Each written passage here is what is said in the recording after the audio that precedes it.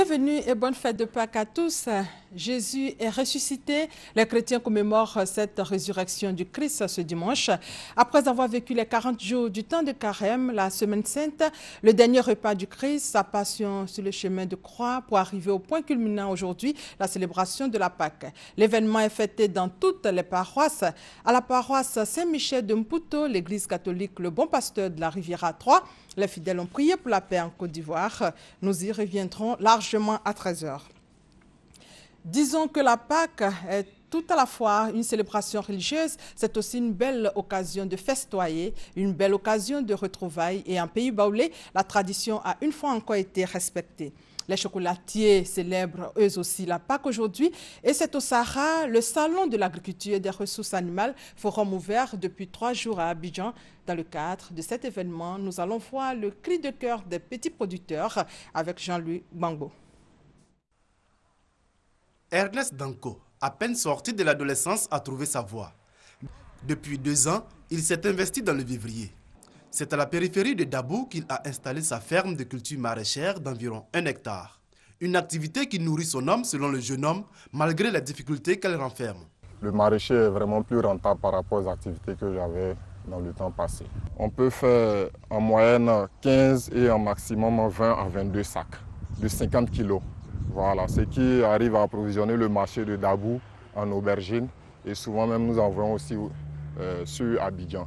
Si Ernest Danko peut se targuer d'approvisionner le marché de Dabou et d'Abidjan, Soro Sanga et Dion Simon, tous deux riziculteurs, produisent pour nourrir les familles et subvenir à leurs besoins. Ça me permet déjà de nourrir ma famille et de subvenir déjà à mes petits besoins. Je pense que déjà ça, c'est déjà le minimum. Ça arrive tout justement à ce que j'ai donné à manger à mes enfants, puisqu'il n'y a pas les matériels pour travailler. On se débrouille avec la machette, avec la daba. Donc on n'arrive pas à faire le grand champ pour dire qu'on va prendre aussi pour vendre. Qu'ils produisent pour leur propre consommation ou pour approvisionner les marchés du vivrier, ces petits agriculteurs vivent les mêmes difficultés. Ils sont encore à l'aide de la machette et de la daba. C'est vraiment un gros problème pour nous. Nous avons besoin de systèmes d'irrigation, ce qui est vraiment difficile pour avoir à cause des moyens. Avec la mer, ça nous fatigue. Moi, par exemple, cette année, mon mari n'était pas là. Il vient d'arriver. Tout le coin que vous voyez là, c'est moi qui ai pris la machette pour faire avec la daba. Donc, quand c'est comme ça fatigue. Pour ces petits producteurs, le salut ne peut venir que de l'État et des pouvoirs publics.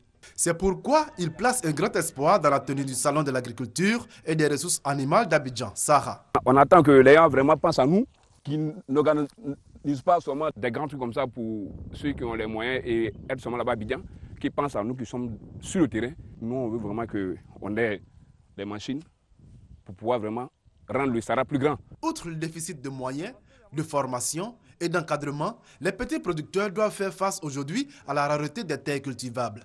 Autant de difficultés pour lesquelles ils espèrent voir des solutions surgir au thème du Sahara. Hors de nos frontières, le Kenya entame à partir d'aujourd'hui 3 jours de deuil national à la mémoire des 148 victimes, essentiellement des étudiants, de l'attaque de l'université de Garissa perpétrée par les islamistes somaliens Shebab. Le pays chrétien à 80% célèbre Pâques dans le chagrin. Les messes données à travers le pays sont largement dédiées aux personnes tuées jeudi à l'aube sur le campus de l'université. Pour terminer, votre magazine du dimanche reçoit Koulibaly Djibril. Il est ingénieur, informaticien et inventeur. Il vient de mettre sur pied un logiciel de gestion universelle. C'est quoi exactement ce logiciel? De façon pratique et opérationnelle, qu'est-ce que ce logiciel permet de faire en entreprise? Pour répondre à toutes ces préoccupations, Koulibaly Djibril, le concepteur, sera sur notre plateau de 13 h. Merci de votre fidélité et à tout à l'heure. Bonne fête à tous.